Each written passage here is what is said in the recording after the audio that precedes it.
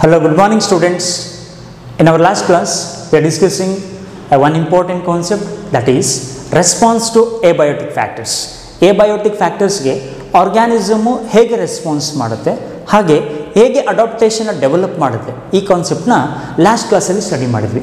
ಈ ಕ್ಲಾಸ್ ಅಲ್ಲಿ ನಾವು ಡಿಸ್ಕಸ್ ಮಾಡ್ತಿರುವಂತ ಟಾಪಿಕ್ ಏನು ಅಂದ್ರೆ population or population attributes and growth curves ಅಂತ ಎರಡು ಇಂಪಾರ್ಟೆಂಟ್ ಕಾನ್ಸೆಪ್ಟ್ ಏನು ಮಾಡ್ತಿದ್ದೀವಿ ಈಗ ಸ್ಟಡಿ ಮಾಡ್ತಿದ್ವಿ. The two important topics, one is population or population attributes and growth curves ಅಂತ ಎರಡು ಕಾನ್ಸೆಪ್ಟ್ ಸ್ಟಡಿ ಮಾಡ್ತಿದ್ವಿ. ಹಾಗಾದರೆ what is mean that of population? Next slide please. Population ಅಂದ ಕೂಡಲೇ ನಮ್ಗೆ ಅದ್ರಲ್ಲಿ ಫಸ್ಟ್ ನೋಡೋದು ಪಾಪ್ಯುಲೇಷನ್ ಅಟ್ರಿಬ್ಯೂಟ್ಸ್ ಅಂತ ಹಾಕೊಂಡಿದ್ದೀರಾ. In population attributes, the population means ಈಗ ಎಂಟೈರ್ ವರ್ಲ್ಡಲ್ಲಿ ಹ್ಯೂಮನ್ ಪಾಪ್ಯುಲೇಷನ್ ನಾವು ಕ್ಯಾಲ್ಕುಲೇಷನ್ ಮಾಡ್ತಾ ಹೋದರೆ 7.7 ಬಿಲಿಯನ್ಸ್ ಪಾಪ್ಯುಲೇಷನ್ ಇದೆ. ಅಂದರೆ ಟೋಟಲ್ ಜಿಯೋಗ್ರಫಿಕಲ್ ಏರಿಯಾದಲ್ಲಿ ಇರುವಂಥ ಪಾಪ್ಯುಲೇಷನ್ ನಾವೇನು ಮಾಡ್ತೀವಿ, ಕ್ಯಾಲ್ಕುಲೇಟ್ ಮಾಡ್ತೀವಿ. ಅದೇ ಥರ ಹ್ಯೂಮನ್ ಪಾಪ್ಯುಲೇಷನ್ ಅಬ್ಸರ್ವ್ ಮಾಡ್ತಾ ಹೋದರೆ ಎಂಟೈರ್ ವರ್ಲ್ಡಲ್ಲಿ 7.7 ಬಿಲಿಯನ್ ಹ್ಯೂಮನ್ ಪಾಪ್ಯುಲೇಷನ್ ನಾವೇನು ಮಾಡ್ತೀವಿ, ಅಬ್ಸರ್ವ್ ಮಾಡ್ತೀವಿ. ಒಂದು ಏರಿಯಾದಲ್ಲಿರುವಂತಹ ನಂಬರ್ ಆಫ್ ಇಂಡಿವಿಜುವಲ್ಸ್ನ ನಾವೇನು ಕೌಂಟ್ ಮಾಡ್ತೀವಿ, that one is consider as a population ಅಂತೇಳಿ ಕರಿತೀವಿ. ಹಾಗಾದರೆ population means the total number of individuals of the same species occupying particular geographical area at a given time is called population ಅಂತೇಳಿ ಕರಿತೀವಿ. Number of individual of the same species occupying particular geographical area in a given time, that one is consider as a population ಅಂತೇಳಿ ಕರಿತೀವಿ. Some time stressful condition ಇದೆ ಅಂದರೆ population ಸೈಜಲ್ಲಿ variation ಆಗುತ್ತೆ. Some time environmental condition beneficial ಆಗಿದೆ ಅಂದರೆ population size ಏನಾಗುತ್ತೆ, increase ಆಗುತ್ತೆ. ಹಾಗಾಗಿ ನಾವು ಪಾಪ್ಯುಲೇಷನ್ಗೆ ಡೆಫಿನೇಷನ್ ಬರಿತಿದ್ದೀವಿ ಅಂದರೆ the total number of individuals of the same species occupying particular geographical area at a given time is called population ಅಂತೇಳಿ ಕರಿತೀವಿ. ಹಾಗಾದ್ರೆ ನೆಕ್ಸ್ಟ್ ಪಾಯಿಂಟ್ ನೋಡ್ತಾ ಏನು ಬರುತ್ತೆ ಪಾಪ್ಯುಲೇಷನ್ ಅಲ್ಲಿ ಅಂದರೆ, the next point is demography ಅಂತ ಬರುತ್ತೆ. ಡೆಮೋಗ್ರಫಿ ಅಂದರೆ the study of the total population size. Population ಸೈಜ್ನ ಸ್ಟಡಿ ಮಾಡುವಂಥ ಒಂದು ಕಾನ್ಸೆಪ್ಟಿಗೆ ನಾವೇನಂತ ಕರಿತೀವಿ ಅಂದರೆ it is consider as demography ಅಂತೇಳಿ ಕರಿತೀವಿ. ಹಾಗಾಗಿ ನಾವು ಇಲ್ಲಿ ಪಾಯಿಂಟ್ ನೋಡಿ, the study of population size. Population size ಎಷ್ಟಿದೆ, ದಿ ಟೋಟಲ್ ಪಾಪ್ಯುಲೇಷನ್ ಸೈಜ್ನ ಸ್ಟಡಿ ಮಾಡುವಂಥ ಕಾನ್ಸೆಪ್ಟಿಗೆ ನಾವೇನಂತ ಕರಿತೀವಿ, ಡೆಮೋಗ್ರಫಿ ಅಂತೇಳಿ ಕರಿತೀವಿ. ಅದೇ ಥರ ಡೆಮೋಗ್ರಫಿಲಿ ಹ್ಯೂಮನ್ ಡೆಮೋಗ್ರಫಿ ಅಂತ ಬರುತ್ತೆ. ಹ್ಯೂಮನ್ ಡೆಮೋಗ್ರಫಿ ಅಂದರೆ it is nothing but the study of human population in a given area like village, city etcetera. ಅಂದರೆ ಹ್ಯೂಮನ್ ಪಾಪ್ಯುಲೇಷನ್ ಸೈಜ್ನ ಸ್ಟಡಿ ಮಾಡುವಂಥದ್ದು. ಹ್ಯೂಮನ್ ಪಾಪ್ಯುಲೇಷನ್ ಸೈಜ್ ಯಾವ ಥರ ಅಂದರೆ, ಫಾರ್ ಎಕ್ಸಾಂಪಲ್ ನೀವು ಕೇಳಿರ್ಬೋದು rural human population, urban human population ಅಂತ ನಾವೇನು ಮಾಡ್ತೀವಿ, ಡಿವೈಡ್ ಮಾಡ್ತೀವಿ. ಅದೇ ಥರ ನಾವು ಟೋಟಲ್ ಹ್ಯೂಮನ್ ಪಾಪ್ಯುಲೇಷನ್ ಸೈಜ್ನ ಸ್ಟಡಿ ಮಾಡುವಂಥ ಕಾನ್ಸೆಪ್ಟಿಗೆ ಏನಂತ ಕರಿತೀವಿ, ಹ್ಯೂಮನ್ ಡೆಮೋಗ್ರಫಿ ಅಂತೇಳಿ ಕರಿತೀವಿ. ಓಕೆ, ಇಲ್ಲಿ ನೋಡಿ ಎರಡು ಕಾನ್ಸೆಪ್ಟ್ ಬಂತು. One is demography. Demography means the study of population size is considered as a demography. The study of human population size is considered as a human demography ಅಂತೇಳಿ indicate ಮಾಡ್ತೀವಿ. Okay, the next slide please. The next one is population attributes. Population attributes ಅಂದರೆ ಈಗ for example ಒಂದು geographical ಏರಿಯಾನ ತಗೊಂಡಿದ್ದೀರ. In and geographical area we have to see the number of individual. ಒಂದು geographical ಏರಿಯಾದಲ್ಲಿ ಏನಾಗುತ್ತೆ, ನಂಬರ್ ಆಫ್ ಇಂಡಿವಿಜುವಲ್ಸ್ ಇರುತ್ತೆ. That individual share the ರಿಸೋರ್ಸಸ್ನ ಏನು ಮಾಡುತ್ತೆ, ಶೇರ್ ಮಾಡ್ಬೋದು. Are there is a competition for the resources. ಅಂದರೆ ಅಲ್ಲಿ ಅಬ್ಸರ್ವ್ ಮಾಡಿರುವಂಥ ಥಿಂಗ್ಸ್ ಏನು ಅಂದರೆ ಇಟ್ ಈಸ್ ಅನ್ ಇಂಟರಾಕ್ಷನ್. ಅಂದರೆ ಒಂದು ಪಾಪ್ಯುಲೇಷನ್ ಅಬ್ಸರ್ವ್ ಮಾಡ್ತಾ ಒಂದು ಜಿಯೋಗ್ರಫಿಕಲ್ ಏರಿಯಾದಲ್ಲಿ ಅಲ್ಲಿ ಅಬ್ಸರ್ವ್ ಮಾಡುವಂಥ ಇಂಪಾರ್ಟೆಂಟ್ ಥಿಂಗ್ಸ್ ಏನು ಅಂದರೆ ಆ ರಿಸೋರ್ಸಸ್ನ ಆರ್ಗ್ಯಾನಿಸಮು ಶೇರ್ ಮಾಡ್ಬೋದು. ಒಂದು ಇಂಪಾರ್ಟೆಂಟ್ ಥಿಂಗ್, ಆ ರಿಸೋರ್ಸಿಗೋಸ್ಕರ ಕಾಂಪಿಟು ಸಹ ಮಾಡ್ಬೋದು. ಆಗ ನಾವು ಯೂಸ್ ಮಾಡುವಂಥ ಟರ್ಮ್ ಯಾವುದು ಅಂದರೆ that is N population attributes ಅಂತೇಳಿ ಕರಿತೀವಿ. ಹಾಗಾದರೆ ನಾವು ಅದಕ್ಕೆ ಡೆಫಿನೇಷನ್ ಬರೆಯೋದ್ರೆ ಏನು ಬರಿಬೋದು ಅಂದರೆ an association of number of different but interacting population. ಯಾಕಂದರೆ ಇಂಟ್ರಾಕ್ಷನ್ ಇರಲೇಬೇಕು. Interacting populations belonging to different species, that one is considered as population attributes ಅಂತೇಳಿ ಕರಿತೀವಿ. ಅದಕ್ಕೆ ನೋಡಿ ಫರ್ದರ್ ಸಿಂಕಿಂಗ್ ಪಾಯಿಂಟ್ ಅಂದರೆ they live in a group in a well defined geographical area share or compete for similar resources, that one is considered as a population attributes ಅಂತೇಳಿ ಕರಿತೀವಿ. ಯಾಕಂದರೆ ಒಂದು environmental conditions ನೋಡ್ತಿದ್ದೀವಿ ಅಂದರೆ ಆ ಎನ್ವೈರ್ಮೆಂಟಲ್ ಕಂಡೀಷನಲ್ಲಿ interaction is an very important thing. Some time interactions ಇರಲಿಲ್ಲ ಅಂದರೆ ಪಾಪ್ಯುಲೇಷನ್ ಸೈಜಲ್ಲಿ ಏನಾಗುತ್ತೆ, ವೇರಿಯೇಷನ್ ಆಗುತ್ತೆ. ಹಾಗಾಗಿ ನೋಡಿ, ಒಂದು ಜಿಯೋಗ್ರಫಿಕಲ್ ಏರಿಯಾದಲ್ಲಿ ಆ ಏನು ಆರ್ಗ್ಯಾನಿಸಮ್ ಅಬ್ಸರ್ವ್ ಮಾಡ್ತೀರಾ, that organism which share the resources are there is a competition for the resources.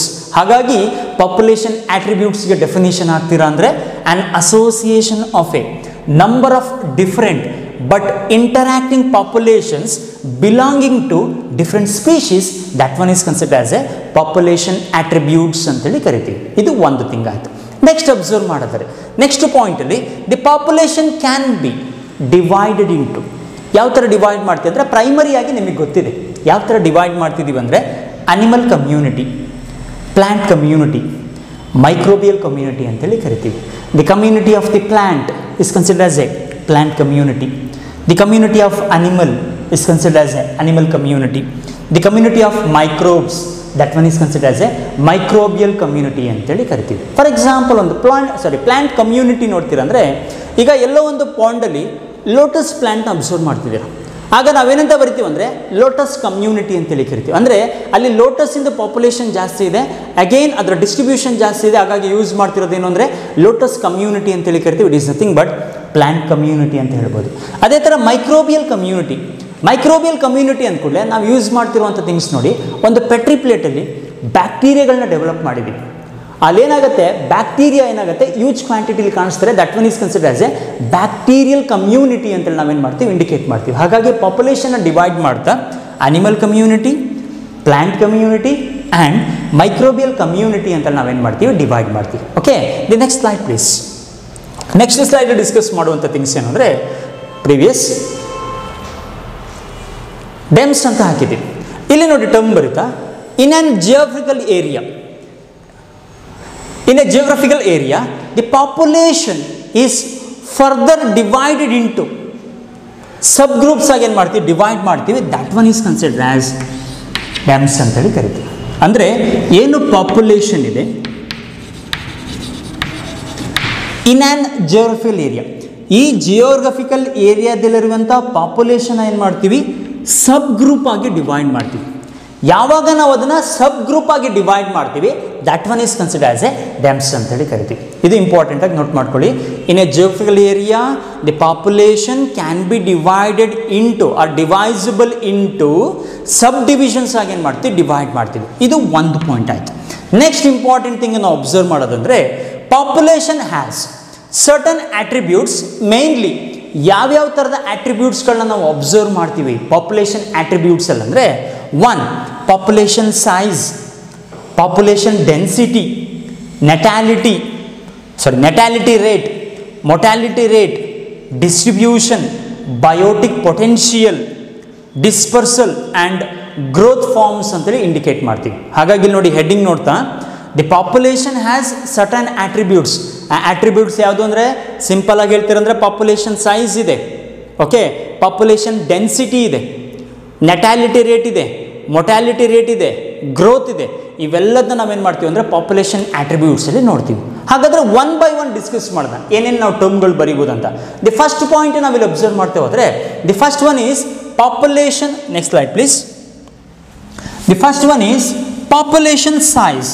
Population size ಅಂದ ಕೂಡಲೇ the number of individuals in a population, ಒಂದು ಪಾಪ್ಯುಲೇಷನ್ಸಲ್ಲಿ ಇರುವಂಥ ನಂಬರ್ ಆಫ್ ಇಂಡಿವಿಜುವಲ್ಸ್ನ ನಾವೇನಂತ ಕರಿತೀವಿ ಅಂದರೆ ಪಾಪ್ಯುಲೇಷನ್ ಸೈಜ್ ಅಂತೇಳಿ ಕರಿತೀವಿ. ಹಾಗಾಗಿ ಪಾಯಿಂಟ್ ಬರೀತಾ, number of individuals in a population, that one is considered as a population size ಅಂತೇಳಿ ಕರಿತೀವಿ. ಓಕೆ, ಅದೇ ಥರ ಪಾಪ್ಯುಲೇಷನ್ ಡೆನ್ಸಿಟಿ.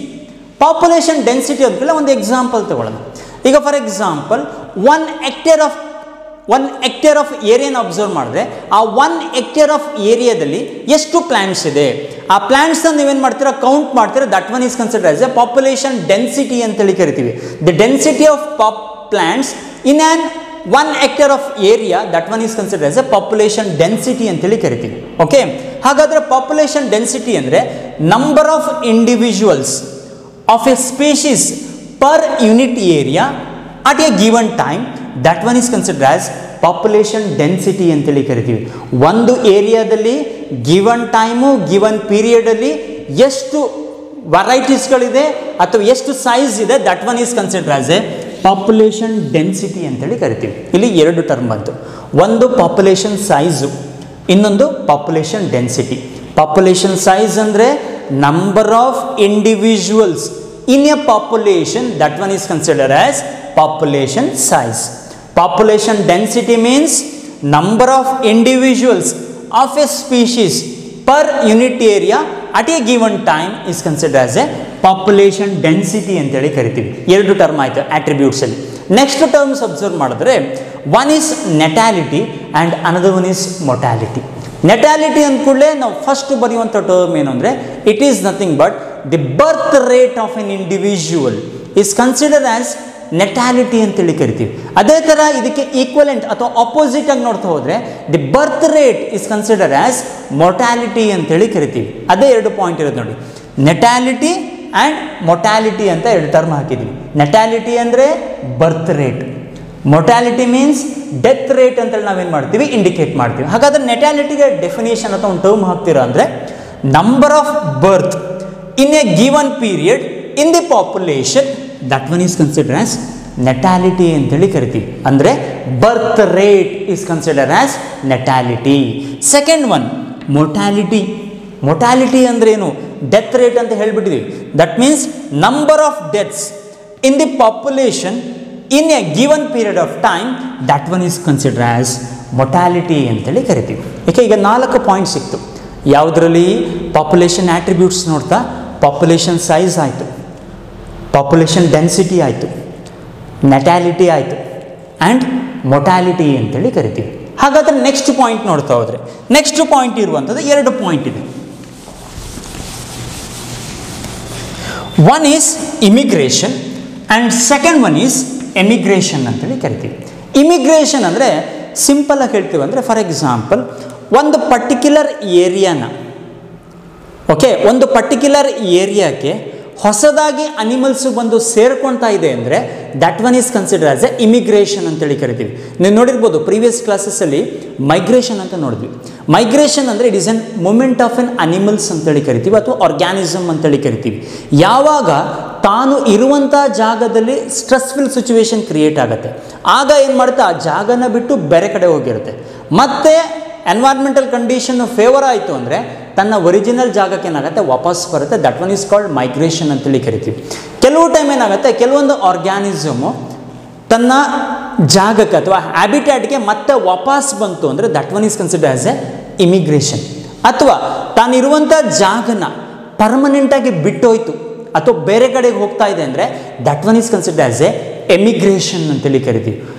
ಹ್ಯಾಬಿಟ್ಯಾಟ್ಗೆ ವಾಪಸ್ ಬರೋದನ್ನ ಇಮಿಗ್ರೇಷನ್ ಅಂತೇಳಿ ಕರಿತೀವಿ. ಹ್ಯಾಬಿಟ್ಯಾಟ್ನ ಬಿಟ್ಟು ಹೊರಗಡೆ ಹೋಗೋದನ್ನೇನಂತ ಕರಿತೀವಿ, ಎಮಿಗ್ರೇಷನ್ ಅಂತೇಳಿ ಇಂಡಿಕೇಟ್ ಮಾಡ್ತೀವಿ. ಹಾಗಾದರೆ ಇಲ್ಲಿ ಬರೀತೆ ನೋಡಿ, immigration means number of individuals of same species that have come in to the habitat from elsewhere in a given period of time, that one is called immigration ಅಂತೇಳಿ ಕರಿತೀವಿ. ಇಲ್ಲಿ ನೋಡಿ ಪಾಯಿಂಟ್ ನೋಟ್ ಮಾಡ್ತಾ, have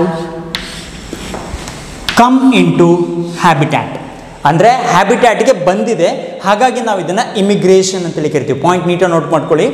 number of individual of same species have come to the habitat from elsewhere during a given period of time, that one is consider as a immigration ಅಂತೇಳಿ ಕರಿತೀವಿ.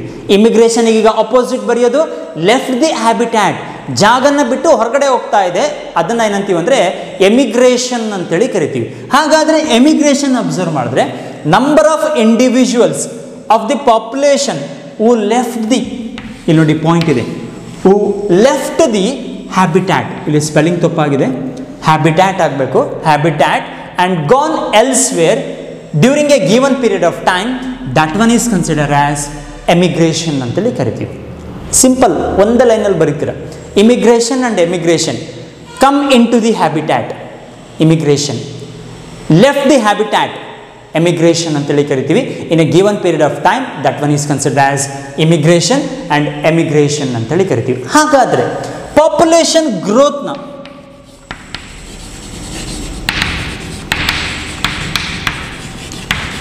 ಯಾವ ಥರ ಹೇಳ್ಬೋದು ಅಂದರೆ ನಿಮಗೆ ನೆಕ್ಸ್ಟ್ ಪಾಯಿಂಟಲ್ಲಿ ಗೊತ್ತಾಗುತ್ತೆ ನೋಡಿ. ಪಾಪ್ಯುಲೇಷನ್ ಗ್ರೋತ್ ಯಾವ ಥರ ಇದೆ ಅಂದರೆ ನೋಡಿ, ದಿ ಪಾಪ್ಯುಲೇಷನ್ ಗ್ರೋತ್ ಇಲ್ಲಿ 2 ಪ್ಲಸ್ ಸಿಂಬಲ್ ಇದೆ, ಆ್ಯಡಿಂಗ್ ಆಗ್ತಾ ಇದೆ. Again emigration, mortality. ಇಲ್ಲಿ ಅಬ್ಸರ್ವ್ ಮಾಡ್ತಾ ನೋಡಿ, ಈಗ ಇದಿಷ್ಟು ನಿಮಗೆ ಟರ್ಮ್ ಗೊತ್ತಿದೆ. ನೆಟ್ಯಾಲಿಟಿ ಅಂದರೆ birth rate, mortality means death rate, immigration means left the habitat, immigration means come in to the habitat. ಹಾಗಾದರೆ ನಾವು ಪಾಪ್ಯುಲೇಷನ್ ಗ್ರೋತ್ನ ಕ್ಯಾಲ್ಕುಲೇಟ್ ಮಾಡ್ತೀವಿ ಅಂದರೆ the population growth is equal to natality plus immigration, natality plus immigration minus mortality plus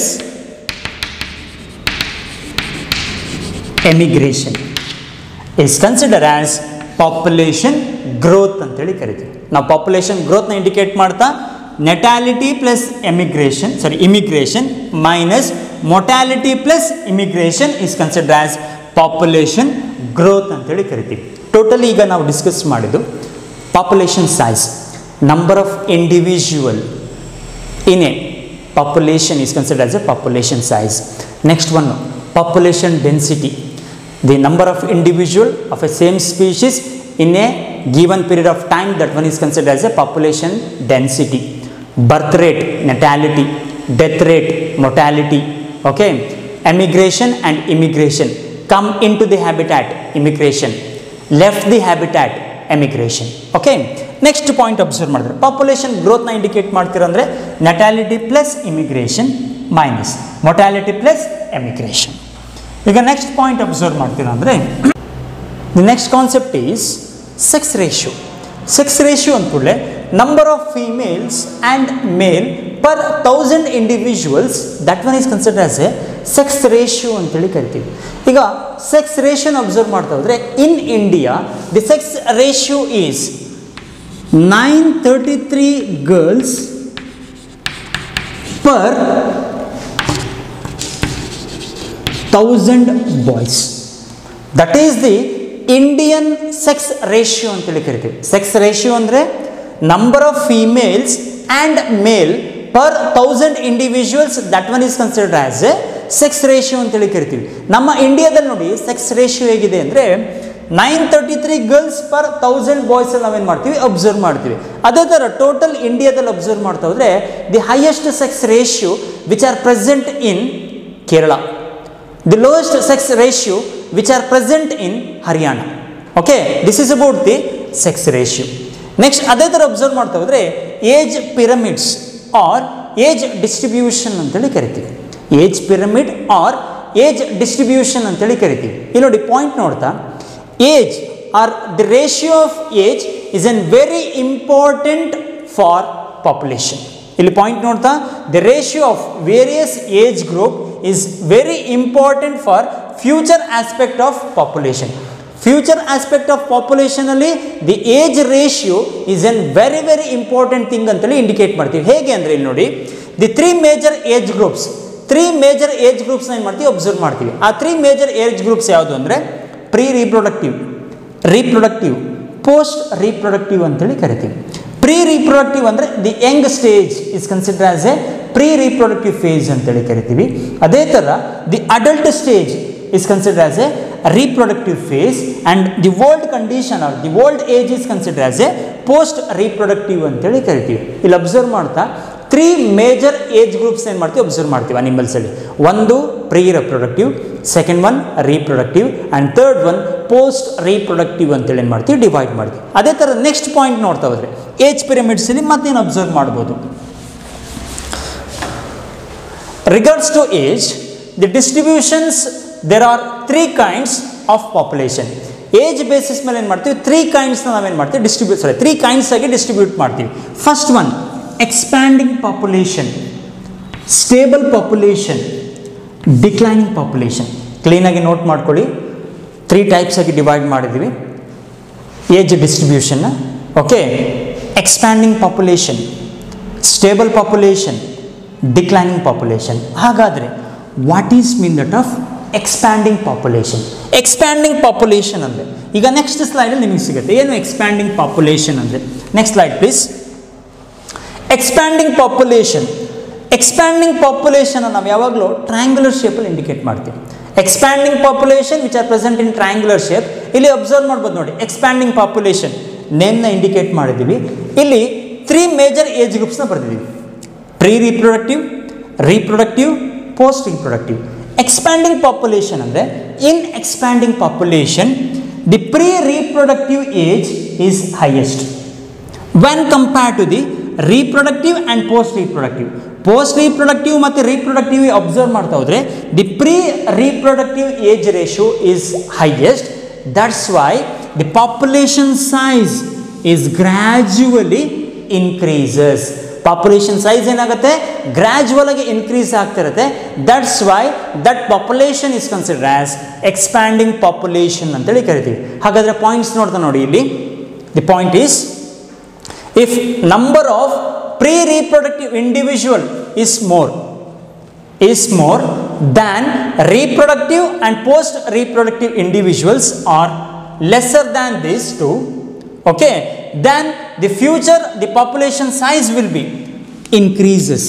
That one is considered as expanding population ಅಂತೇಳಿ ಕರಿತೀವಿ. ಅಂದರೆ ಇಲ್ಲಿ observe ಮಾಡ್ತಿರೋದು pre-reproductive individual is more than reproductive and post-reproductive individuals are lesser than these two. Okay, that one is considered as expanding population ಅಂತ ನಾವೇನು ಮಾಡ್ತೀವಿ, indicate ಮಾಡ್ತೀವಿ. Again ನೋಡಿ ಇಲ್ಲಿ ಗ್ರಾಫಲ್ಲಿ ತೋರಿಸಿದ್ದೀವಿ, pre-reproductive, reproductive and post reproductive. ಇದು ಫಸ್ಟ್ ಒನ್ ಆಯಿತು. Second one that is stable population. Stable population ಅಂದ್ಕೊಂಡೆ ನೋಡಿ ಇಲ್ಲಿ. ಸ್ಟೇಬಲ್ ಪಾಪ್ಯುಲೇಷನಲ್ಲಿ ಪಾಪ್ಯುಲೇಷನ್ ಯಾವಾಗಲೂ ಏನಾಗಿರುತ್ತೆ, ಸ್ಟೇಬಲ್ ಆಗಿರುತ್ತೆ. ಪಾಪ್ಯುಲೇಷನ್ ಯಾವಾಗಲೂ ಏನಾಗಿರುತ್ತೆ, ಸ್ಟೇಬಲ್ ಆಗಿರುತ್ತೆ. ಹಾಗಾದರೆ ಇಲ್ಲಿ ಪಾಯಿಂಟ್ ನೋಡ್ತಾ, pre reproductive and reproductive almost all ನಾವೇನು ಮಾಡ್ತೀವಿ, ಸೇಮ್ ಆಗಿ ಅಬ್ಸರ್ವ್ ಮಾಡ್ತೀವಿ when compare to the post reproductive age. Post reproductive ಏಜ್ಗೆ ಅಬ್ಸರ್ವ್ ಮಾಡಿದ್ರೆ pre reproductive and reproductive almost all ಏನಾಗಿರುತ್ತೆ, ಸೇಮ್ ಆಗಿರುತ್ತೆ.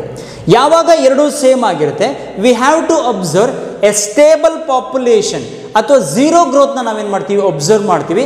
That one is considered as stable population ಅಂತೇಳಿ indicate ಮಾಡ್ತೀವಿ. ಇಲ್ಲಿ ನೋಡಿ ಪಾಯಿಂಟ್ ನೋಡ್ತಾ ಏನು ಪಾಯಿಂಟ್ ಬರುತ್ತೆ ಅಂದರೆ, if number of individual in pre reproductive and reproductive group are almost all same, then in future population size will be unchanged. ಎರಡೂ equal ಆಗಿದ್ದಾರೆ, ಹಾಗಾಗಿ ಪಾಪ್ಯುಲೇಷನ್ ಏನಾಗುತ್ತೆ, ಫ್ಯೂಚರ್ಲಿ ಅನ್ಚೇಂಜ್ ಆಗುತ್ತೆ. And that one is called zero population growth. Nowadays it is the most desired trend in the world due to the over expanding population and depleting resources. This is about the second one, stable population. ಇಲ್ಲಿ stable population observe ಮಾಡ್ತಾ ಏನಾಗುತ್ತೆ, almost all pre-reproductive individual and reproductive individual which are present in a same size, almost all same size ಅಲ್ಲಿ observe ಮಾಡ್ತೀರಾ. That's why the population size will be remain unchanged. That one is considered as a stable population. Second one ಆಯಿತು. Third one observe ಮಾಡಿದರೆ that is declining population. Declining population ಅಂದರೆ ಇಲ್ಲಿ ನೋಡಿ, in declining population the pre-reproductive individuals are completely less. Pre reproductive individuals ಏನಾಗುತ್ತೆ ಅಥವಾ organisms ಏನಾಗಿರುತ್ತೆ, completely very less when compare to the reproductive and post reproductive stage. ಹಾಗಾಗಿ ನಾವು ಅದನ್ನು ಹೇಳ್ತೀವಿ ಅಂದರೆ ಡಿಕ್ಲೈನಿಂಗ್ ಪಾಪ್ಯುಲೇಷನ್ ಅಂತ ಅಬ್ಸರ್ವ್ ಮಾಡ್ತೀವಿ. ನೋಡಿ ಪಾಯಿಂಟ್ ನೋಡ್ತಾ, ಡಿಕ್ಲೈನಿಂಗ್ ಪಾಪ್ಯುಲೇಷನಲ್ಲಿ ಏನು ಬರುತ್ತೆ ಅಂದರೆ, the point is when individuals of pre reproductive group are lesser than, ಇಲ್ಲೇನು ಕಾಣಿಸ್ತಿದೆ, pre reproductive group is lesser than reproductive and post reproductive group. ಇದಕ್ಕೆ ಕಂಪೇರ್ ಮಾಡಿದ್ರೆ, ಅಂದರೆ ಇವೆರಡಕ್ಕೆ ಕಂಪೇರ್ ಮಾಡಿದ್ರೆ, ಯಾವುದಕ್ಕೆ, ರೀಪ್ರೊಡಕ್ಟಿವ್ ಮತ್ತು ಪೋಸ್ಟ್ ರೀಪ್ರೊಡಕ್ಟಿವ್ ಅಬ್ಸರ್ವ್ ಮಾಡಿದ್ರೆ ಯಾರು ಲೆಸ್ ಇದ್ದಾರೆ, ಪ್ರೀ ರೀಪ್ರೊಡಕ್ಟಿವ್ ಏನಾಗಿದ್ದಾರೆ, ಲೆಸ್ ಇದ್ದಾರೆ. ಯಾವಾಗ ಲೆಸ್ ಇರುತ್ತೆ, than the future the population size is depleting. Population size ಏನಾಗುತ್ತೆ, ಡಿಕ್ರೀಸ್ ಆಗಿ ಶುರುವಾಗುತ್ತೆ. That one is considered as declining population ಅಂತೇಳಿ ಕರಿತೀವಿ. ಟೋಟಲಿ ಈಗ ಅಬ್ಸರ್ವ್ ಮಾಡಿದ್ದು ನಾವು 3 ಟೈಪ್ ನೋಡಿದ್ವಿ. ಒಂದು ಎಕ್ಸ್ಪ್ಯಾಂಡಿಂಗಲ್ಲಿ ನಮಗೆ ಮೋರ್ ಆಗಿ ಕಾಣಿಸಿದ್ದು ಯಾರು ಅಂದರೆ pre reproductive individual. Pre reproductive individual ಏನಾದರೂ ಜಾಸ್ತಿ ಇದ್ರು when compare to the reproductive and post reproductive ಯಾವುದು ಎಕ್ಸ್ಪ್ಯಾಂಡಿಂಗು. ಅಲ್ಲೇನಾಗುತ್ತೆ, ಯಾವಾಗಲೂ ಪಾಪ್ಯುಲೇಷನ್ ಸೈಜು ಇನ್ಕ್ರೀಸ್ ಆಗ್ತಾ ಇರುತ್ತೆ, ಅದನ್ನು ಎಕ್ಸ್ಪ್ಯಾಂಡಿಂಗ್ ಪಾಪ್ಯುಲೇಷನ್ ಅಂತೇಳಿ ಕರಿತೀವಿ. ಸೆಕೆಂಡ್ ಒನ್ ಅಬ್ಸರ್ವ್ ಮಾಡಿದ್ದು ಯಾವುದು ಅಂದರೆ that is the stable population. Stable population observe ಮಾಡಿದಾಗ ಏನಾಯಿತು, reproductive and pre reproductive both are almost all in same size. That's why they maintain stable population ಸೈಜ್ನ ಏನು ಮಾಡ್ತೀವಿ, ಮೇಂಟೈನ್ ಮಾಡ್ತೀವಿ. ಇದನ್ನು ನಾವು ಸ್ಟೇಬಲ್ ಪಾಪ್ಯುಲೇಷನ್ ಅಂತೇಳಿ ಕರಿತೀವಿ. ಡಿಕ್ಲೈನಿಂಗ್ ಪಾಪ್ಯುಲೇಷನ್ ಅಂತ ಕೂಡಲೇ ಡಿಕ್ಲೈನಿಂಗ್ ಪಾಪ್ಯುಲೇಷನ್ ಅಂತ ನಾವು ಇಂಡಿಕೇಟ್ ಮಾಡ್ತಾ ಏನು ಮಾಡಿದ್ವಿ ಅಂದರೆ ಇಲ್ಲಿ pre reproductive individual is completely less when compare to the reproductive and post reproductive. Post reproductive ಮತ್ತು ರೀಪ್ರೊಡಕ್ಟಿವ್ ಅಬ್ಸರ್ವ್ ಮಾಡಿದ್ರೆ pre reproductive is completely less. ಯಾವಾಗ ಲೆಸ್ ಇರುತ್ತೆ, in future population size gradually depleting, that one is consider as a declining population ಅಂತೇಳಿ ಕರಿತೀವಿ. ಇಲ್ಲಿ 3 totally ಗ್ರಾಫ್ಗಳನ್ನ observe ಮಾಡಿದ್ವಿ. ಒಂದು expanding, second one stable and third one declining. ಇಲ್ಲಿ ಅಥವಾ ಡಿಪ್ಲೀಟಿಂಗ್ ಅಂತೇಳಿ ಕರಿತೀವಿ, ಡಿಕ್ಲೈನಿಂಗ್ ಅಂತೇಳಿ ಕರಿತೀವಿ. ಈ ಮೂರಲ್ಲಿ ನೋಡಿ ಆಲ್ಮೋಸ್ಟ್ ಆಲ್ ಎಕ್ಸ್ಪ್ಯಾಂಡಿಂಗ್ನ ಟ್ರಯಾಂಗಲ್ ಶೇಪಲ್ಲಿ ಹೇಳ್ಬೋದು, ಸ್ಟೇಬಲ್ನ ಬೆಲ್ ಶೇಪಲ್ಲಿ ಆ್ಯಂಡ್ ಡಿಕ್ಲೈನಿಂಗ್ನ ಅರ್ನ್ ಶೇಪಲ್ಲಿ ನಾವೇನು ಮಾಡ್ತೀವಿ, ಇಂಡಿಕೇಟ್ ಮಾಡ್ತೀವಿ. This is about the age pyramids ಅಂತೇಳಿ ಕರಿತೀವಿ. Okay, the next concept is an very important concept, that is growth curves or models. ಇದಕ್ಕಿಂತ ಪ್ರೀವಿಯಸ್, ಈಗ ಇದನ್ನು ಎಂಟ್ರಿ ಆಗೋಕ್ಕಿಂತ ಮುಂಚೆ ಇದುವರೆಗೂ ನಾವು ಸ್ಟಡಿ ಮಾಡಿದ್ವಿ ಅಂದರೆ ಪಾಪ್ಯುಲೇಷನ್ ಅಂದರೆ ಏನು. ಪಾಪ್ಯುಲೇಷನ್ ಅಂದ ಕೂಡಲೇ ನಾವು ಫಸ್ಟ್ ಬರೆಯುವಂಥ ಥಿಂಗ್ಸು, ಪಾಪ್ಯುಲೇಷನ್ ಅಂತ ಶುರು ಮಾಡಿದ ಕೂಡಲೇ number of individuals of the same species present in an particular geographical area in the given period, that one is considered as a population ಅಂತೇಳಿ ಕರೆದ್ವಿ. ಪಾಪ್ಯುಲೇಷನ್ ಆಟ್ರಿಬ್ಯೂಟ್ಸ್ ನೋಡಿದ್ವಿ. ಇಂಪಾರ್ಟೆಂಟ್ ಪಾಪ್ಯುಲೇಷನ್ ಆಟ್ರಿಬ್ಯೂಟ್ಸ್ ಯಾವುದ್ಯಾವ್ದು ನೋಡಿದ್ವು ಅಂದರೆ population size, population density, natality, mortality, immigration, emigration. Next ಅದಾದಮೇಲೆ sex ratio ಆದಮೇಲೆ age pyramid. Age ಪಿರಮಿಡಲ್ಲಿ ಮೇಯ್ನಾಗಿ ಅಬ್ಸರ್ವ್ ಮಾಡಿದ್ದು expanding population, stable population, declining population. ಇದಿಷ್ಟು ನಾವು ಪಾಪ್ಯುಲೇಷನ್ ಕಾನ್ಸೆಪ್ಟಲ್ಲಿ ಸ್ಟಡಿ ಮಾಡಿರುವಂಥ ಕಾನ್ಸೆಪ್ಟು. ಈಗ ಸ್ಟಡಿ ಮಾಡ್ತಿರೋದು ಯಾವುದು ಅಂದರೆ that is the growth curves or model. Growth curves ಅಂತಲೇ ಒಂದು ಸಿಂಪಲ್ ಟರ್ಮ್ ಹಾಕ್ತೀವಿ. ಏನು ಸಿಂಪಲ್ ಟರ್ಮ್ ಅಂದರೆ the growth of the population can be expressed mathematically. Growth of the population ನಾವು ಏನು ಮಾಡ್ತಿದ್ವಿ, ಮ್ಯಾಥಮೆಟಿಕ್ ಮ್ಯಾನರ್ಲಿ ಏನು ಮಾಡ್ತಿದ್ವಿ, ಎಕ್ಸ್ಪ್ಲೈನ್ ಮಾಡ್ತಿದ್ವಿ. That one is consider as growth curves or model ಅಂತೇಳಿ ಕರಿತೀವಿ. ಯಾಕಂದ್ರೆ ನಮಗೊಂದು ಕ್ಯಾಲ್ಕುಲೇಷನ್ ಸಿಗಬೇಕು, ಹೇಗಿದೆ, ಹೇಗೆ ಇಂಪ್ರೂವ್ ಆಗ್ತದೆ. ಹಾಗಾಗಿ growth of the population can be expressed by mathematically, that one is consider as growth curves ಅಂತೇಳಿ ಕರಿತೀವಿ. ಹಾಗಾದರೆ ಹೇಗಿರುತ್ತೆ growth curve? In growth curve the number of individual in a population is plotted against time. ಇಲ್ಲಿ ನೋಡಿ point, growth curve ಹೇಗಾಗ್ತೀವಿ ಅಂದರೆ ನಾವು first growth curve ಅಂದರೆ mathematic ಫಾರ್ಮಲ್ಲಿ ಗ್ರೋತ್ ಆಫ್ ದಿ ಪಾಪ್ಯುಲೇಷನ್ನ ಇಂಡಿಕೇಟ್ ಮಾಡ್ತಾ ಇದ್ದೀವಿ ಅಂದರೆ that one is consider as growth curves ಅಂತೇಳಿ ಕರಿತೀವಿ. ಅದೇ ಥರ ಇಲ್ಲಿ ಪಾಯಿಂಟ್ ನೋಡ್ತಾ ಹೋದರೆ ಹೇಗಿದೆ ನೋಡಿ ಪಾಯಿಂಟು, ಆ ಗ್ರೋತ್ ಕರ್ವ್ನ ಹೇಗೆ ಕನ್ಸ್ಟ್ರಕ್ಟ್ ಮಾಡ್ತೀವಿ ಅಂದರೆ number of individuals in a population is plotted against time, that one is called growth curve ಅಂತೇಳಿ ಕರಿತೀವಿ. ಇನ್ನು ಗ್ರೋತ್ ಕರ್ವ್ ಅಥವಾ ಗ್ರೋತ್ ಕರ್ವಲ್ಲಿ 2 ಟೈಪ್ಸ್ನ ಅಬ್ಸರ್ವ್ ಮಾಡ್ತೀವಿ. ಆ 2 ಟೈಪ್ಸ್ ಯಾವುದು ಅಂದರೆ the first one exponential or geometric growth model ಅಂತೇಳಿ ಕರಿತೀವಿ, first one. Second one logistic growth or S shaped growth ಅಂತೇಳಿ ಕರಿತೀವಿ. ಇದನ್ನು ನಾವು ಜೆ ಶೇಪ್ಡ್ ಅಂತ ಕರಿಬೋದು. ಓಕೆ, 2 ಗ್ರೋತ್ ಮಾಡೆಲ್ ಅಥವಾ ಗ್ರೋತ್ ಕರ್ವ್ಸ್ ಇದೆ. ಒಂದು ಎಕ್ಸ್ಪೋನೆನ್ಷಿಯಲ್, ಇನ್ನೊಂದು ಲಾಜಿಸ್ಟಿಕ್ ಗ್ರೋತ್ ಅಂತೇಳಿ ಕರಿತೀವಿ. ಎಕ್ಸ್ಪೋನೆನ್ಷಿಯಲ್ನ ನಾವು ಯಾವಾಗಲೂ ಇಂಡಿಕೇಟ್ ಮಾಡ್ತಾ ಜೆ ಶೇಪಲ್ಲಿ ಬರ್ತೀವಿ, ಆ್ಯಂಡ್ ಲಾಜಿಸ್ಟಿಕ್ ಗ್ರೋತ್ನ ಇಂಡಿಕೇಟೆಡ್ ಇನ್ ಎಸ್ ಶೇಪಲ್ಲಿ ಏನು ಮಾಡ್ತೀವಿ, ಇಂಡಿಕೇಟ್ ಮಾಡ್ತೀವಿ. That's why that one is consider as a S shaped growth ಅಂತೇಳಿ ಕರಿತೀವಿ. ಹಾಗಾದರೆ 1 by 1 ಸ್ಟಡಿ ಮಾಡೋಣ. ಫಸ್ಟ್ ಒನ್ ಯಾವುದೀಗ, that is the exponential growth curve ಅಂತೇಳಿ ಕರಿತೀವಿ.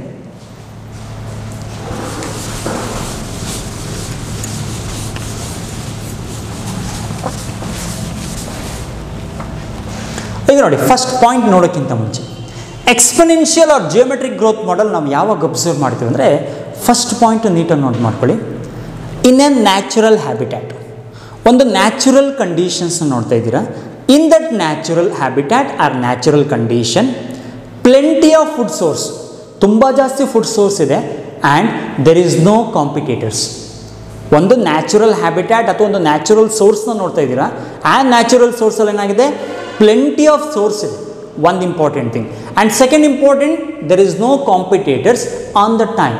ಅಲ್ಲಿ ನಾವು ನೋಡುವಂಥ ಕರ್ವ್ ಯಾವುದು ಅಂದರೆ that is the exponential or geometric growth ಮಾಡೆಲ್ನ ನಾವೇನು ಮಾಡ್ತೀವಿ, ಅಬ್ಸರ್ವ್ ಮಾಡ್ತೀವಿ. ಫಸ್ಟ್ ಪಾಯಿಂಟ್ ಪ್ಲೀಸ್ ಇಲ್ಲಿ ನೋಡಿ. ಫಸ್ಟ್ ಪಾಯಿಂಟ್ ನಾವು ಬರೀತಾ, natural habitat with plenty of food. Natural habitat ಇದೆ, ಪ್ಲೆಂಟಿ ಆಫ್ ಫುಡ್ ಇದೆ, with no predators. No predators show this type of growth. ಈ ಟೈಪ್ ಆಫ್ ಗ್ರೋತ್ನ ನಾವೇನು ಮಾಡ್ತೀವಿ, ಆ ಟೈಮಲ್ಲಿ ಅಬ್ಸರ್ವ್ ಮಾಡ್ತೀವಿ. ನೆಕ್ಸ್ಟ್ ಪಾಯಿಂಟು, ಈ ಏನು ಎಕ್ಸ್ಪೆನೆನ್ಷಿಯಲ್ ಕರ್ವ್ ಇದೆ ಅಥವಾ ಮಾಡಲ್ ಇದೆ, ಯಾವ ಶೇಪಲ್ಲಿ ಇಂಡಿಕೇಟ್ ಮಾಡ್ತೀವಿ, ಜೆ ಶೇಪಲ್ಲಿ. ಏನಕ್ಕೆ ಜೆ ಶೇಪ್ ಅಂತ ನಿಮ್ಗೆ ನೆಕ್ಸ್ಟ್ ಗೊತ್ತಾಗುತ್ತೆ, ಏನಕ್ಕೆ ನಾವು ಜೆ ಶೇಪ್ನ ಇಲ್ಲಿ ಇಂಡಿಕೇಟ್ ಮಾಡ್ತಿದ್ದೀವಿ ಅಂತ. ಅಗೇನ್ ಈ ಎಕ್ಸ್ಪೊನೆನ್ಷಿಯಲ್ ಮಾಡೆಲ್ ಅಥವಾ ಎಕ್ಸ್ಪೊನೆನ್ಷಿಯಲ್ ಕರ್ವಲ್ಲಿ ಎರಡು ಫೇಸ್ ಇದೆ. One is considered as a lag phase and second one is considered as a exponential phase ಅಂತೇಳಿ ಕರಿತೀವಿ.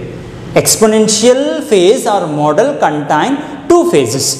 One is lag phase and another one is exponential phase ಅಂತ ಏನು ಮಾಡ್ತೀವಿ, ಇಂಡಿಕೇಟ್ ಮಾಡ್ತೀವಿ. ಹಾಗಾದರೆ ಆ ಎರಡೂ ಫೇಸು ಗ್ರಾಫಲ್ಲಿ ನಾವು ಹೆಂಗೆ ಇಂಡಿಕೇಟ್ ಮಾಡ್ಬೋದು. Next point please.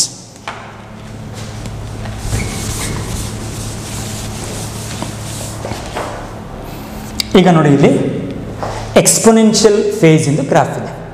ಹೇಗೆ ಇಂಡಿಕೇಟ್ ಮಾಡಿದ್ದೀವಿ ಅಂದರೆ, ನಾನು ಫಸ್ಟ್ ಬರೀತಾ ಹೇಳಿದೆ, growth of the population which R explained mathematically, that one is called growth curve. Okay, ಆ growth curve ನಾವು ಕನ್ಸ್ಟ್ರಕ್ಟ್ ಮಾಡ್ತಾ number of individual or organism are plotted against the time. ಇಲ್ಲಿ ನೋಡಿ, ನಂಬರ್ ಆಫ್ ಆರ್ಗ್ಯಾನಿಸಮ್ ಇಲ್ಲಿ indicate ಮಾಡಿದ್ವಿ. Next time. ಈ exponential ಕರ್ವಲ್ಲಿ ಏನಾಗಿದೆ, ಎರಡು ಫೇಸ್ ಇದೆ. ಫಸ್ಟ್ ಒನ್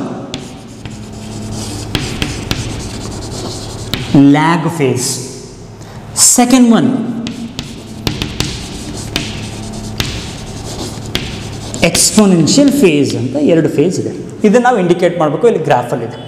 ಓಕೆ, ಈಗ ಗ್ರಾಫ್ನ ಬಿಗಿನ್ ಮಾಡ್ತಾ, when organisms are introduced to the new environment, ಒಂದು ನ್ಯೂ ಎನ್ವೈರ್ನ್ಮೆಂಟ್ಗೆ ಆರ್ಗ್ಯಾನಿಸಮ್ನ ತಂದು ಇಂಟ್ರೊಡ್ಯೂಸ್ ಮಾಡಿದ್ವಿ.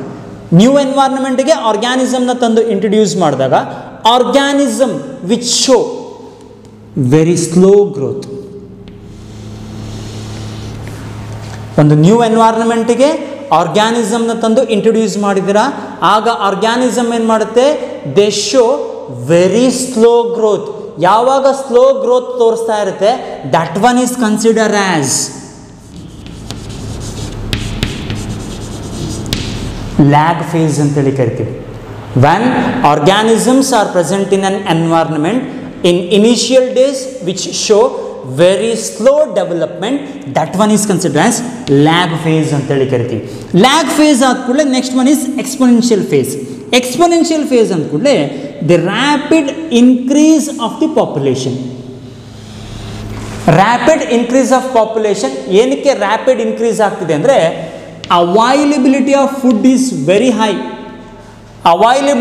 ಅವೈಲಬಿಲಿಟಿ ಆಫ್ ಫುಡ್ ಏನಾಗಿದೆ, ವೆರಿ ಹೈ ಇದೆ, ಯಾವುದೇ ರೀತಿಯ ಪ್ರಿಡೇಟರ್ಸ್ ಇಲ್ಲ. ಅಗೇನ್ ಯಾವಾಗ ರ್ಯಾಪಿಡ್ ಗ್ರೋತ್ ಆಗುತ್ತೆ ಇನ್ ಸರ್ಟೈನ್ ಟೈಮ್, ಒಂದು ಪರ್ಟಿಕ್ಯುಲರ್ ಟೈಮಲ್ಲಿ ಏನಾಗುತ್ತೆ, ಅವೈಲಬಿಲಿಟಿ ಆಫ್ ಫುಡ್ಡು ಡಿಕ್ರೀಸ್ ಆಗುತ್ತೆ. ಯಾಕಂದರೆ ರ್ಯಾಪಿಡ್ ಇನ್ಕ್ರೀಸ್ ಆಗಿದೆ, ಪಾಪ್ಯುಲೇಷನ್ ಇನ್ಕ್ರೀಸ್ ಆಗಿದೆ. ಯಾವುದಾದ್ರು ಒಂದು ಟೈಮಲ್ಲಿ ಏನಾಗುತ್ತೆ, ಅವೈಲಬಿಲಿಟಿ ಆಫ್ ಫುಡ್ ಏನಾಗುತ್ತೆ, ಡಿಕ್ರೀಸ್ ಆಗುತ್ತೆ. ಯಾವಾಗ ಅವೈಲಬಿಲಿಟಿ ಆಫ್ ಫುಡ್ಡು ಡಿಕ್ರೀಸ್ ಆಗುತ್ತೆ, we have to see the mortality rate. ಏನಾಗುತ್ತೆ, ಮೊಟಾಲಿಟಿ ರೇಟ್ ಏನಾಗುತ್ತೆ, ಇನ್ಕ್ರೀಸ್ ಆಗುತ್ತೆ. ಇಮಿಡಿಯೇಟು ಪಾಪ್ಯುಲೇಷನ್ ರೇಟ್ ಏನಾಗುತ್ತೆ, ಡಿಕ್ರೀಸ್ ಆಗುತ್ತೆ. ಹಾಗಾಗಿ ಇಲ್ಲಿ ನೋಡಿ, ಎರಡು ಫೇಸ್ ನೋಡಿ. The first phase is lag phase, second phase is exponential phase ಅಂತೇಳಿ ಕರಿತೀವಿ. ಅರ್ಲಿ ಟೈಮಲ್ಲಿ ಆರ್ ಇನಿಷಿಯಲ್ ಡೇಸಲ್ಲಿ ಏನಾಗುತ್ತೆ, they show very slow growth, that one is considered as a lag phase. The rapid growth of the population because of the highest food, when they reaches to the highest level ಅಥವಾ ಹೈಯೆಸ್ಟಿಗೆ ಯಾವಾಗ reach ಆಗುತ್ತೆ, availability of the food ಏನಾಯಿತು, decrease ಆಯಿತು. Food ಯಾವಾಗ decrease ಆಯಿತು, ಪಾಪ್ಯುಲೇಷನಲ್ಲಿ ಏನಾಗುತ್ತೆ, mortality rate increase ಆಗುತ್ತೆ. ಆಗ ನಾವೇನು ಮಾಡ್ತೀವಿ, ಈ ಗ್ರಾಫ್ನ ಜೆ ಶೇಪಲ್ಲಿ ಇಂಡಿಕೇಟ್ ಮಾಡ್ತೀವಿ. ದಟ್ಸ್ ವೈ ಈ ಕರ್ವ್ನ ನಾವೇನಂತೀವಿ, ಜೆ ಶೇಪ್ಡ್ ಕರ್ವ್ ಅಂತೇಳಿ ಇಂಡಿಕೇಟ್ ಮಾಡ್ತೀವಿ. ಇಲ್ಲಿ ನೋಡಿ ಗ್ರಾಫ್ ನಿಮಗೆ ಕಾಣಿಸ್ತಾ ಇದೆ. ಒಂದು ನಂಬರ್ ಆಫ್ ಆರ್ಗ್ಯಾನಿಸಮ್ಸ್, ಇನ್ನೊಂದು ಟೈಮ್ ಇದೆ. ಈ ಗ್ರಾಫಲ್ಲಿ ಅಥವಾ ಈ ಕರ್ವಲ್ಲಿ 2 ಫೇಸ್ ಅಂತ ಹೇಳಿದ್ದೆ. ಒಂದು ಲ್ಯಾಗ್ ಫೇಸು, ಇನ್ನೊಂದು ಎಕ್ಸ್ಪೊನೆನ್ಷಿಯಲ್ ಫೇಸು. ಲ್ಯಾಗ್ ಫೇಸ್ ಅಂದರೆ ಆಲ್ರೆಡಿ ನಿಮಗೆ ಗೊತ್ತಾಗಿದೆ. ಏನು ಲ್ಯಾಗ್ ಫೇಸ್ ಅಂದರೆ, ದಿ ಅರ್ಲಿ ಪೀರಿಯಡ್ ಆಫ್ ಟೈಮಲ್ಲಿ in an environment organism which show very slow growth, that one is considered as a lag phase. ಅದೇ ಥರ rapid increase of the population. ಪಾಪ್ಯುಲೇಷನಲ್ಲಿ ಏನಾಗಿದೆ, ರ್ಯಾಪಿಡ್ ಇನ್ಕ್ರೀಸ್ ಆಗಿದೆ because of the availability of food. ಫುಡ್ನೆಲ್ಲ ನೀಟಾಗಿ feed ಮಾಡ್ತು, population size increase ಆಯಿತು. ಯಾವುದೋ ಒಂದು ಟೈಮಲ್ಲಿ ಫುಡ್ ಅವೈಲಬಿಲಿಟಿ ಏನಾಯಿತು, ಡಿಕ್ರೀಸ್ ಆಯಿತು. ಯಾವಾಗ ಅವೈಲಬಿಲಿಟಿ ಕಡಿಮೆ ಆಯಿತು ಫುಡ್ಡಿಂದು, ಪಾಪ್ಯುಲೇಷನ್ ಏನಾಗುತ್ತೆ, ಮೊಟಾಲಿಟಿ ಏನಾಗುತ್ತೆ, ಜಾಸ್ತಿ ಆಗುತ್ತೆ. That one is considered as a exponential phase ಅಂತೇಳಿ ಕರಿತೀವಿ. There are 2 phase, one is lag phase and other one is the exponential phase. Next point please.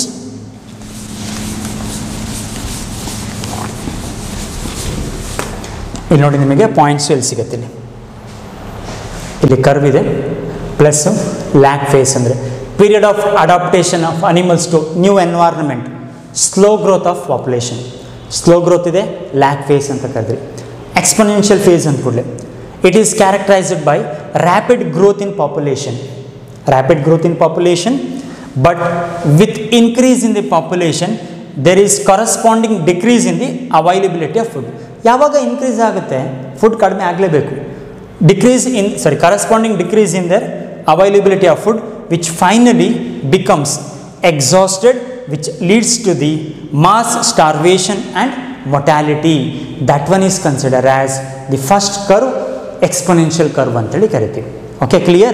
The second curve, growth curve observe ಮಾಡುವಂತ second curve ಯಾವುದು ಅಂದರೆ, that is the logistic growth or sigmoid ಅಂತೇಳಿ ಕರಿತೀವಿ, ಅಥವಾ S shaped curve ಅಂತೇಳಿ indicate ಮಾಡ್ತೀವಿ. ಇಲ್ಲಿ ನೋಡಿ ಪಾಯಿಂಟ್ ಅಬ್ಸರ್ವ್ ಮಾಡ್ತಾ, ಏನು ಪಾಯಿಂಟ್ ಇದೆ ಅಂದರೆ, population growing in a habitat. ಇಲ್ಲಿ ಸ್ಪೆಲ್ಲಿಂಗ್ ಹ್ಯಾಬಿಟ್ಯಾಟ್ ಆಗಿದೆ, ಹ್ಯಾಬಿಟ್ಯಾಟ್ ಇದು. Population growing in a habitat with limited resources.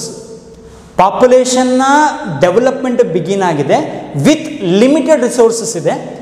Initially it show lag phase and they are followed by exponential phase. ಅಂದರೆ point ನೀಟಾಗಿ note ಮಾಡ್ಕೊಳ್ಳಿ. Logistic growth curve ಅಥವಾ sigmoid curve ಅಥವಾ S shaped curve ನೋಡ್ತಾ ಇದ್ದೀವಿ. ಇಲ್ಲಿ ಯಾವ ಥರ ಪಾಯಿಂಟ್ ಇಂಡಿಕೇಟ್ ಮಾಡ್ತಾ ಇದ್ದೀರಾ ಅಂದರೆ, population growing in a habitat. Population growing in a habitat with limited resources. ಏನು ಪಾಪ್ಯುಲೇಷನ್ ಡೆವಲಪ್ ಆಗ್ತಾ ಇದೆ ಅದರ ಹತ್ರ ಲಿಮಿಟೆಡ್ ರಿಸೋರ್ಸಸ್ ಇದೆ. ಯಾವಾಗ ಲಿಮಿಟೆಡ್ ರಿಸೋರ್ಸಸ್ ಇದೆ, ಯಾವ ಫೇಸ್ ಬರಬೇಕು, ಲ್ಯಾಗ್ ಫೇಸ್. ಅಂದರೆ ಲಿಮಿಟೆಡ್ ರಿಸೋರ್ಸಸ್ ಇದೆ ಅಂದರೆ they show very slow growth. Slow ಗ್ರೋತ್ನ ನಾವೇನು ಮಾಡ್ತೀವಿ, ಅಬ್ಸರ್ವ್ ಮಾಡ್ತೀವಿ. ಹಾಗಾಗಿ initially lag phase, that lag phase is followed by, ಯಾವ ಫೇಸ್ ಫಾಲೋ ಮಾಡುತ್ತೆ, ಎಕ್ಸ್ಪೊನೆನ್ಷಿಯಲ್ ಫೇಸ್ ಏನು ಮಾಡುತ್ತೆ, ಫಾಲೋ ಮಾಡುತ್ತೆ. That one is considered as logistic growth or sigmoid curve ಅಂತೇಳಿ ಕರಿತೀವಿ. Okay, next point please. The next point is, ಇಲ್ಲಿ ಒಂದು example ಆಗಿ ಸ್ಟಡಿ ಮಾಡಿದ್ರೆ, ಏನು ಲಾಜಿಸ್ಟಿಕ್ ಗ್ರೋತ್ ಕರ್ವ್ನ ಇದನ್ನು ಎಸ್ ಶೇಪ್ ಅಂತಲೂ ಕರಿತೀವಿ. ಏನಕ್ಕೆ ಎಸ್ ಶೇಪ್ ಅಂತ ನಿಮಗೆ ಗ್ರಾಫಲ್ಲಿ ನೋಡಿದಾಗ ಗೊತ್ತಾಗುತ್ತೆ. East cells and most of the organism show 5 phases in sigmoid growth curve. ಏನು ಸಿಗ್ಮಾಯ್ಡ್ ಗ್ರೋತ್ ಕರ್ವ್ನ ಅಬ್ಸರ್ವ್ ಮಾಡ್ತೀರಾ, ಇದರಲ್ಲಿ ಇಂಪಾರ್ಟೆಂಟ್ ಆಗಿ ನಾವು ಎಷ್ಟು ಫೇಸಸ್ ನೋಡ್ತೀವಿ, 5 phases ಅಬ್ಸರ್ವ್ ಮಾಡ್ತೀವಿ. It contain 5 phases. ಇಲ್ಲಿ ಎಕ್ಸಾಂಪಲ್ ಆಗಿ ತೊಗೊಂಡಿರೋದು ಯಾವುದಂದ್ರೆ yeast cells. Yeast cells and most of the organism show 5 phases in sigmoid curve. S ಶೇಪಲ್ಲಿ ಏನಾಗುತ್ತೆ, ಅಥವಾ ಎಸ್ ಶೇಪ್ಡ್ ಕರ್ವಲ್ಲಿ 5 phases ಪ್ರೆಸೆಂಟ್ ಇದೆ. ಆ 5 phases ಯಾವುದು ಅಂದರೆ, ಇಲ್ಲಿ ನೋಡಿ 5 phases ಇಲ್ಲಿ ಪ್ರೆಸೆಂಟ್ ಇದೆ. First one lag phase, second one positive acceleration, third one exponential phase, fourth one negative acceleration phase, fifth one stable phase or stationary phase ಅಂತೇಳಿ ಕರಿತೀವಿ. 5 ಫೇಸ್ ಇಲ್ಲಿ ಇಂಡಿಕೇಟ್ ಮಾಡಿದ್ವಿ. ನೋಟ್ ಮಾಡ್ಕೊಳ್ಳಿ 5 phases ಯಾವ್ದ್ಯಾವುದು ಅಂತ. Lag phase, positive acceleration phase, exponential phase, negative acceleration phase and fifth one stationary phase ಅಂತೇಳಿ 5 phases observe ಮಾಡ್ತೀವಿ. ಯಾವುದರಲ್ಲಿ, ಸಿಗ್ಮಾಯ್ಡ್ ಗ್ರೋತ್ ಕರ್ವಲ್ಲಿ ನಾವೇನು ಮಾಡ್ತೀವಿ ಅಬ್ಸರ್ವ್ ಮಾಡ್ತೀವಿ. ಓಕೆ, ಹಾಗಾದರೆ ಆ 5 ಫೇಸಸ್ ಯಾವ ಥರ ಇರುತ್ತೆ ಅದನ್ನು ನಾವೇನು ಮಾಡ್ತೀವಿ ಕರ್ವಲ್ಲಿ ಅಥವಾ ಗ್ರಾಫಲ್ಲಿ ಅಬ್ಸರ್ವ್ ಮಾಡ್ತೀವಿ. Next point please.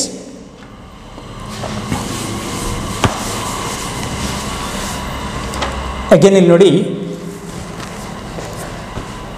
ಕರ್ವ್ನ ಇಂಡಿಕೇಟ್ ಮಾಡಿದ್ದೀವಿ. ಈ ಕರ್ವಲ್ಲಿ population size plotted against the time. 5 phases ಹೇಳಿದೆ. Lag phase, positive acceleration phase, exponential phase, negative acceleration phase, stationary phase ಅಂತೇಳಿ ಕರಿತೀವಿ. 5 ಫೇಸಸ್ ಇದೆ. ಆಲ್ರೆಡಿ ನಿಮಗೆ ಲ್ಯಾಗ್ ಫೇಸಸ್ ಅಂದರೆ ಗೊತ್ತಿದೆ.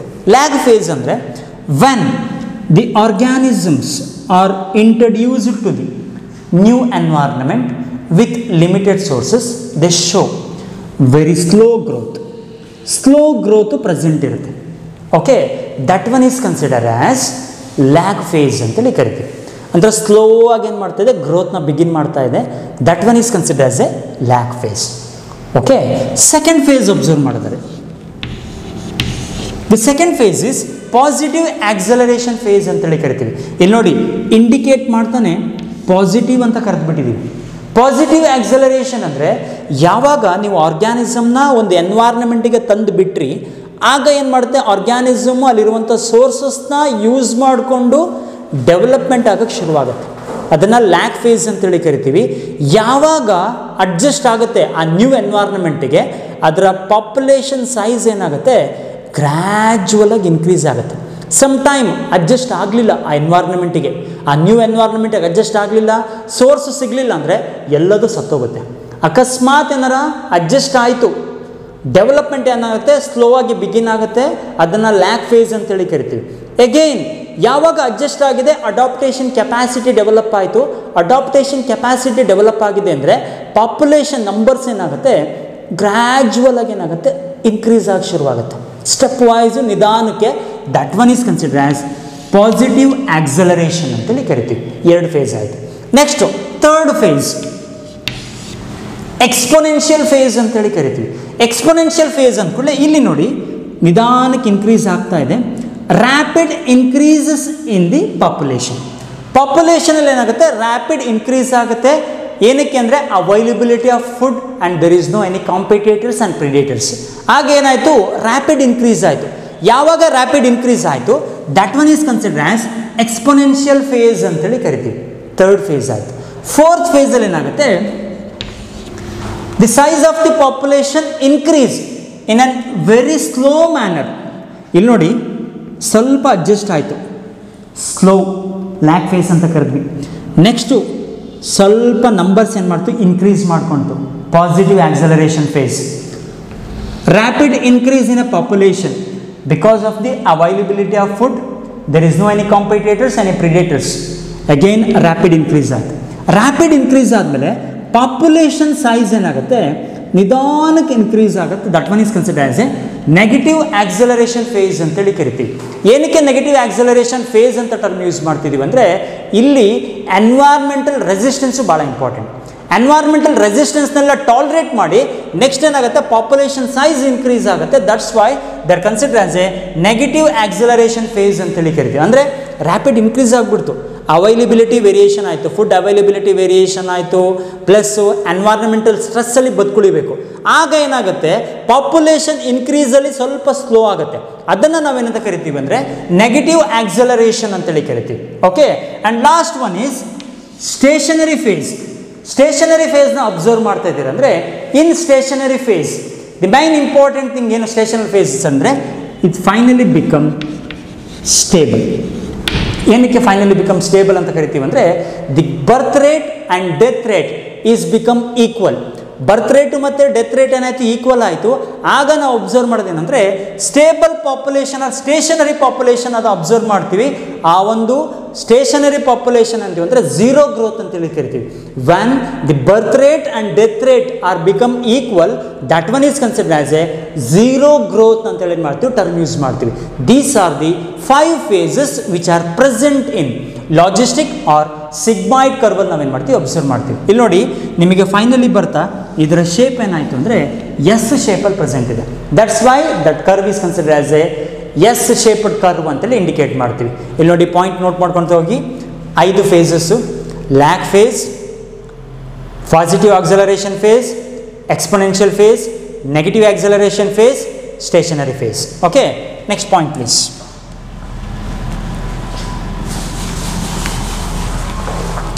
ಇಲ್ಲಿ ನೋಡಿ ಪಾಯಿಂಟು ಪ್ರತಿಯೊಂದು ಇದೆ. Lag phase, positive acceleration phase, exponential phase, negative acceleration phase, stationary phase. Okay, ಇಲ್ಲಿ ನೋಡಿ ಲ್ಯಾಗ್ ಫೇಸ್ ಅಂದ್ಕೊಳ್ಳೆ ನಾನು ಪಾಯಿಂಟ್ ಹೇಳಿದೆ. Individual adapt to new environment, little increase in population. Little increase ಆಗ್ತಿದೆ, ಲ್ಯಾಗ್ ಫೇಸ್ ಆಯಿತು. Positive acceleration phase, slow increase in population in the beginning. Slow ಆಗಿ increase ಆಗುತ್ತೆ, adjust ಆಯಿತು ಎನ್ವೈರ್ನ್ಮೆಂಟಿಗೆ, ಸ್ಲೋ ಆಗಿ ಇನ್ಕ್ರೀಸ್ ಆಯಿತು, positive acceleration. Exponential phase, adjust ಆದ ಕೂಡಲೇ ಏನಾಯಿತು, ಪ್ಲೆಂಟಿ ಆಫ್ ಸೋರ್ಸಸ್ ಇದೆ, ಕಾಂಪಿಟೇಟರ್ಸ್ ಇಲ್ಲ, ಪ್ರೆಡಿಟರ್ಸ್ ಇಲ್ಲ. Rapid rise in population due to availability of food ತುಂಬ ಚೆನ್ನಾಗಿ ಸಿಗ್ತಾ ಇದೆ, and other requirements little without any competition. Without competition ಆಯಿತು, ರ್ಯಾಪಿಡ್ ಇನ್ಕ್ರೀಸ್ ಆಯಿತು. ಎಕ್ಸ್ಪೊನೆನ್ಷಿಯಲ್ ಫೇಸ್ ಇನ್ಕ್ರೀಸ್ ಆಗಿದೆ. Negative acceleration, slow increase in population. ಪಾಪ್ಯುಲೇಷನಲ್ಲಿ ಏನಾಯಿತು, ಸ್ಲೋ ಇನ್ಕ್ರೀಸ್ ಆಗ್ತಾ ಇದೆ. ಏನಕ್ಕೆ ಸ್ಲೋ ಇನ್ಕ್ರೀಸ್ ಆಗ್ತಾ ಇದೆ ಅಂದರೆ the environmental resistance increase. Environmental resistance ಇಲ್ಲಿ ಆ್ಯಕ್ಟಿವಿಟಿ ಮಾಡ್ತಿದೆ, ಆ್ಯಕ್ಟ್ ಮಾಡ್ತಿದೆ. ಹಾಗಾಗಿ ಪಾಪ್ಯುಲೇಷನ್ ಸೈಜ್ ಏನಾಯಿತು, ಸ್ವಲ್ಪನೇ ಇನ್ಕ್ರೀಸ್ ಆಗ್ತಾ ಇದೆ. ನೆಗೆಟಿವ್ ಆಕ್ಸಲರೇಷನ್ ಫೇಸ್ ಅಂತ ಕರೆದು. Last one stationary phase. Stationary phase ಅಂದ್ಕೊಂಡೆ growth rate become stable. Growth rate become stable ಆಯಿತು. ಏನಕ್ಕೆ ಸ್ಟೇಬಲ್ ಆಗಿದೆ ಅಂದರೆ ಬಿಕಾಸ್ ಮೊಟ್ಯಾಲಿಟಿ ಆ್ಯಂಡ್ ನೆಟ್ಯಾಲಿಟಿ. ಮೊಟ್ಯಾಲಿಟಿ ಅಂದರೆ ನಿಮಗೆ ಗೊತ್ತು, ಡೆತ್ ರೇಟ್. ನೆಟ್ಯಾಲಿಟಿ ಅಂದರೆ birth rate. Mortality and natality rates become equal. ಎರಡೂ ಏನಾಯಿತು, ಈಕ್ವಲ್ ಆಯಿತು to reach the zero rate. ಇಲ್ಲಿ ಸ್ಪೆಲ್ಲಿಂಗ್ ಮಿಸ್ಟೇಕ್ ಆಗಿದೆ. ರೀಚ್ ದಿ ಝೀರೋ ರೇಟ್, ಅದನ್ನು ಝೀರೋ ಗ್ರೋತ್ ಅಂತೇಳಿ ಕರಿತೀವಿ. ಯಾವಾಗ mortality and natality rate equal ಆಗುತ್ತೆ, that growth is considered as a zero. And second one is logistic or S shaped curve ಅಂತೇಳಿ study ಮಾಡಿದ್ವಿ.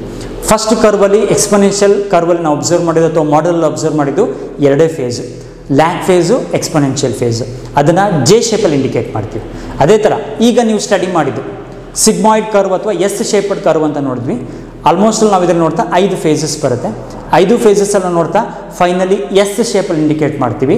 ಆ 5 ಫೇಸಸ್ಸು ಯಾವಾಗಲೂ ನೆನ್ಪಿಟ್ಕೊಳ್ಳಿ: lag phase, positive acceleration phase, exponential phase, negative acceleration phase, and the final one is stationary phase ಅಂತೇಳಿ ಕರಿತೀವಿ. ಅಂದರೆ zero growth ಅಂತೇಳಿ ಕರಿತೀವಿ. Okay, thank you.